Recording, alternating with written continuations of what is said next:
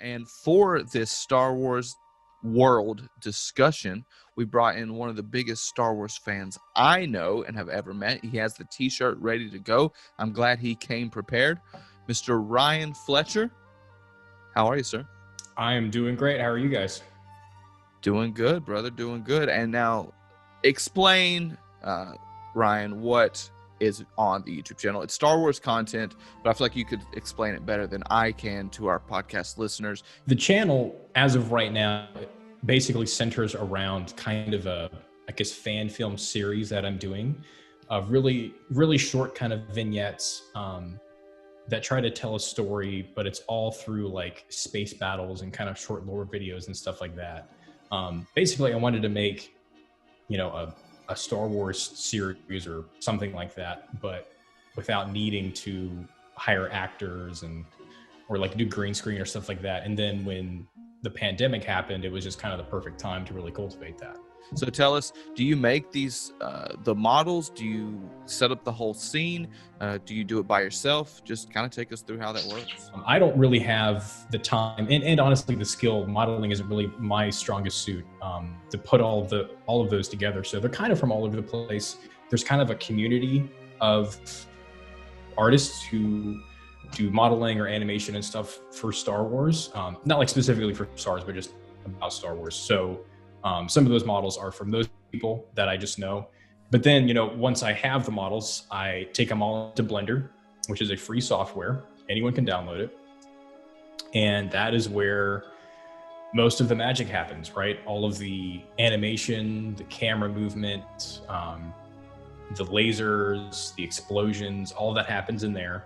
How long have you had that software? Like before you started this, just kind of messing around? Because I'm just out of experience.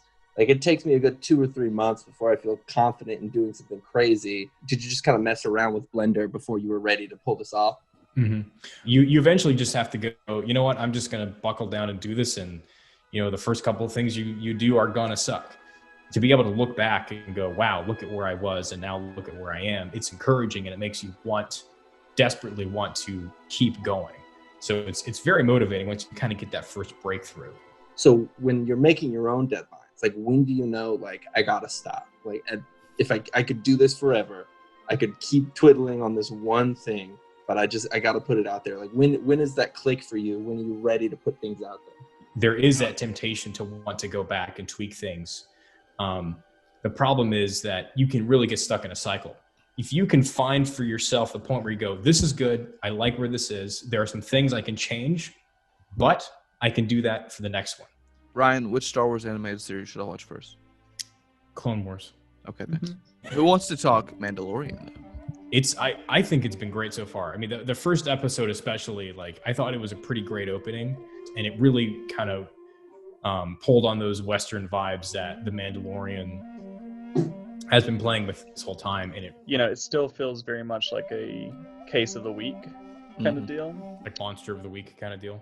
Yeah. And I was literally in this case, because there's 2 different monsters in 2 different episodes. Right.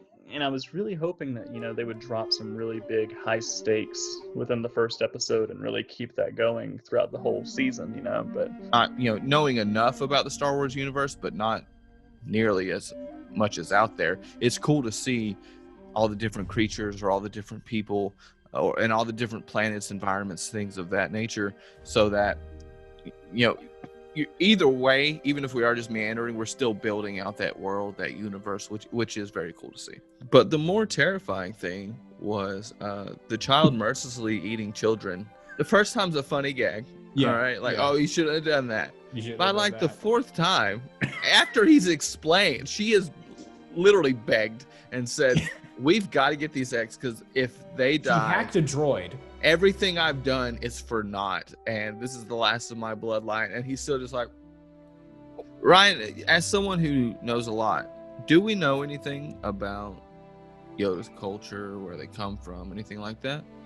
No, we don't. And I kind of hope that it stays that way. I don't want to go to like Yoda homeworld and see like 1,000 Yodas. You don't want a Star Wars Christmas special remake, but with Yodas? Not with Yodas, no. Instead of Chewbacca's, look, let's get some Yodas. If the Yodas can talk, I'll take that over just growling at each other for 30 minutes or 2 hours. I do want to talk about how good the Mandalorian is for just like the Star Wars universe in general, because I think in the Mando, I think has been a nice break from lightsabers, and force lightning, and who's this person, and when you have all those possibilities, there are other things going on. We've got great tech, we've got great ships. There are so many options. You could just have a whole show on a space pirate if you wanted this in the Star Wars world. There's so many things out there that I think that they could tap into, because I think you do have that fatigue.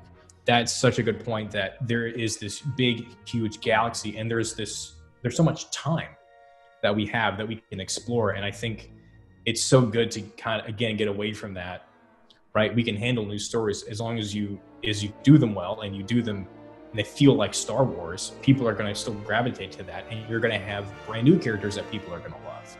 Well, I mean, I do want to know, Ryan, what's your favorite Star Wars film? My favorite Star Wars film? It kind of bounces around, but I think I kind of always end up having to go with Empire Strikes Back. So, what do you think is the worst? Oh man.